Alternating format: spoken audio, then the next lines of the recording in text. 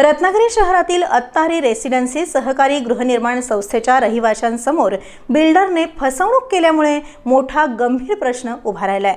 पाहूया नेमकं काय प्रकरण आहे। माझं नाव साजिद शाह, मी हे बिल्डिंगचा अध्यक्ष आहे।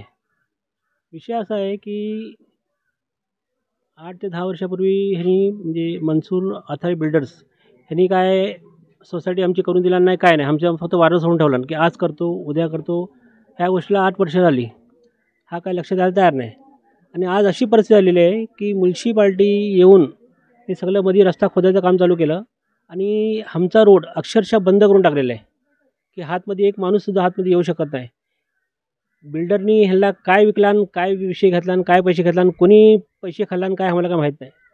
पण विषय असा आहे की आज ह्या बिल्डिंगमध्ये 400 ते 500 लोक राहतात। आज ह्यांचं येणं जाणं सगळं बंद आहे, म्हणजे अक्षरशः रोड म्हणजे बंद झालेलं आहे। म्हणून एवढी लोक रस्त्यावर म्हणजे बाहेर उतरलेली आहेत की हातमध्ये एक माणूस येऊ शकत नाही। तर आमची मागणी आहे की आम्हाला फक्त रोड जाऊन दे, की रोड कसं ते आम्हाला रोड म्हणजे एक साधारण एक गाडी येण्यापुरता, एक ट्रक येण्यापुरता, उद्या ॲम्ब्युलन्स म्हणा, अग्निशामक म्हणा, काही असून दे, काहीतरी यायला हात नाही पाहिजे। आता झालं आहे काय, सगळंच बंद झालं आहे आमचं। तर आमची मागणी अशी आहे की म्युन्सिपाल्टीकडनं की एक मागणी आहे की आम्हाला रोड गावा। नमस्कार, माझं नाव विनय राजेंद्र मसूरकर। मी बाजूला त्यांच्या बिल्डिंगच्या बाजूला राहतो। आमच्या इकडनं 2 साईडला रस्ते आहेत, पण ह्या रस्त्याची गरज नसताना सुद्धा म्युन्सिपाल्टीवाले आज म्हणजे बारकासा रस्ता करून त्या रस्त्याची मागणी करत आहेत सारखे। आम्हाला आमच्या दोघांमध्ये कोणतेही तिढे नसून किंवा काही नसून आम्ही एकत्र आहोत सगळे। आता ते काय करत आहेत की जेणेकरून इकडे रस्ता करायचा, इकडनं हे करायचं ते करायचं, असं सगळं चालू आहे। त्यामुळे आम्हाला ह्या रस्त्याची आवश्यकता नाही आहे, फक्त की ह्यांनी एकच मार्ग करावा की हा रस्ता बनवू नये आणि जसं आहे तसंच राहावं, हे माझी अपेक्षा आहे, फक्त एवढंच, बाकी काही नाही। माझं नाव फारूक अब्दुल रहमान जरीवाला आहे। आम्हाला बिल्डरनी देताना रस्ता दाखवला की चांगला रस्ता आहे, मुले खेळणार, फर्स्ट क्लास फॅसिलिटी आहे, असं आहे तसं काहीच नाही। फक्त रस्ता पुढे जाऊन बंद होतो हे पण आपल्याला माहिती नव्हता। आमच्याकडे आजारी पेशंट आहे 2-2, कधी काय झाला तर आजारी पेशंटला कसं घेऊन जायचं। हे रस्त्याची गरज काय, आता रस्ता आहे जसा तसाच राहू द्या ना। आता इकडे 500-600 माणसाला रस्त्याची नडतड नाही ना, कोणी जाऊन बोलतं की रस्ता आम्हाला पाहिजे तर तुम्ही त्यांची एन्क्वायरी करतात नाही, हे आहे ते आहे। आम्हाला रस्त्याची काय गरजच नाही, जो आहे तसंच तुम्ही रस्ता राहून द्या, आम्हाला काय हे रस्त्याची काय गरज नाही।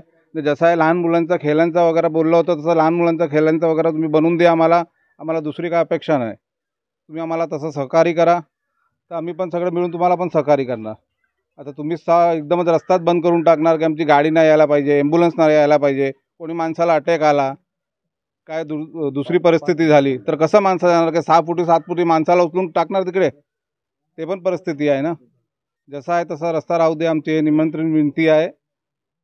रत्नागिरी येथील मालवणकर कंपाऊंड चर्च रोड इथे काही वर्षांपूर्वी अत्तारी बिल्डर्स अँड डेव्हलपर्सचे मालक मनसूर महालुनकर यांनी जागा डेव्हलप करून रहिवासी आणि व्यापारी गाळे विक्री केले होते। या अत्तारी रेसिडेन्सी सहकारी गृहनिर्माण संस्थेच्या सोसायटीमध्ये एकूण 81 कुटुंब रहिवास करतात। आता या सोसायटीच्या जागेमधून नगरपालिकेचा रस्ता मंजूर झाला असल्यानं येथील रहिवाशांना याचा त्रास होत असल्याचं बोललं जातंय। दरम्यान बिल्डरने आम्हाला कोणतीही कल्पना न देता रस्त्याला सोडलेली जागा परस्पर विकल्यामुळे आम्हाला यापुढे रहदारीसाठी मोठा त्रास होऊ शकतो, तरी नगरपालिकेने यामध्ये योग्य तो तोडगा काढावा असं सोसायटी धारकांचं म्हणणं आहे।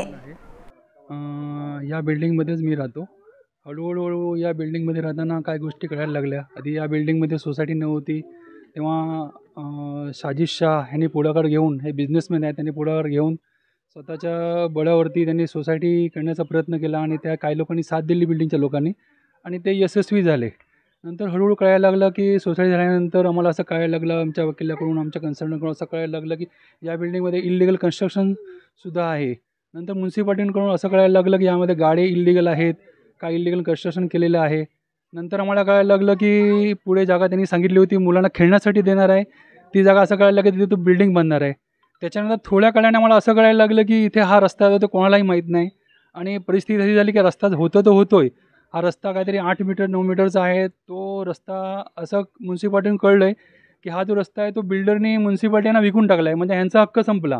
बिल्डर रहिवासी आहे, त्यांचा हक्क संपल्यानंतर ते सांगतात आम्ही तुमच्या जागा करत नाही. हा बिल्डरनी रस्ता आम्हाला विकून त्यांनी FSI घेऊन वरती बांधकाम 4थ्या माळात त्यांनी चढवलेलं आहे. अशी वस्तुस्थिती आहे. आज बिल्डर सहकार्य करण्याऐवजी तो इथे बिल्डर इथे नाही आहेत.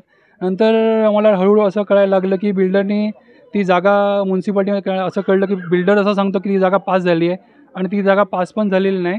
तर आमच्या म्युन्सिपाल्टी नगर परिषदवाल्यांना पण आमचं असं म्हणणं आहे की जी जागा पास झालेली नाही ती मुलांना खेळण्यासाठी द्यावी.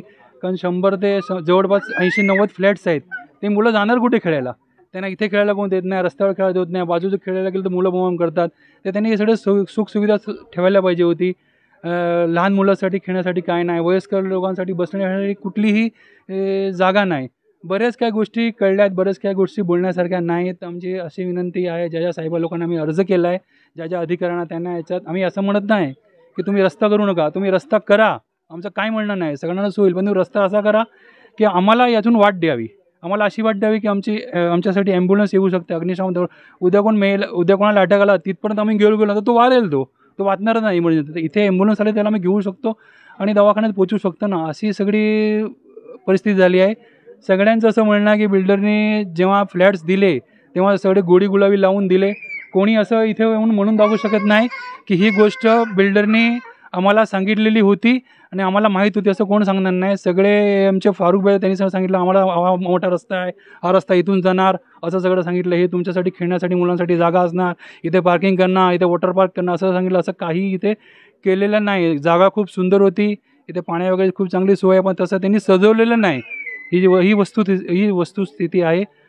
जास्त काय बोलत नाही, बोलण्यासारखं बरं काय आहे. आमची फक्त एवढीच मागणी आहे, समाधानकारक काहीतरी मार्ग काढून याच्यातून मार्ग काढून आम्हाला द्यावा, हीच.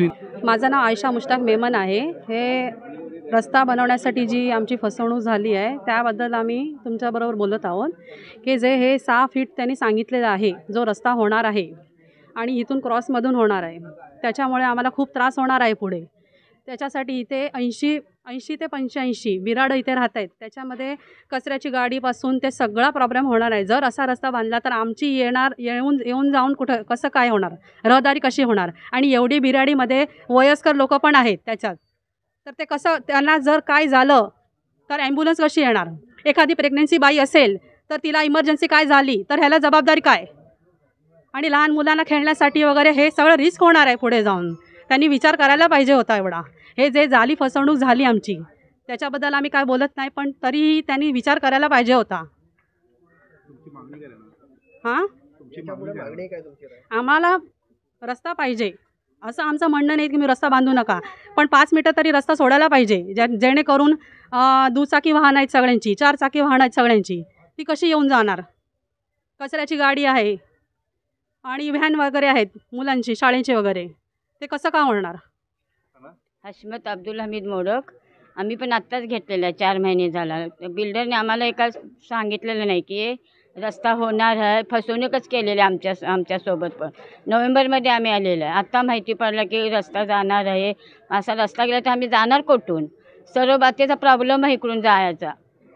हां, काय मोठ्या गाड्या कोणत्या येणारच नाहीत इकडे, खाली 2 चाकी येणार आहे, 2 व्हीलर. मग काय करणार आम्ही सांगा, आता रस्ता बंद झाला ते.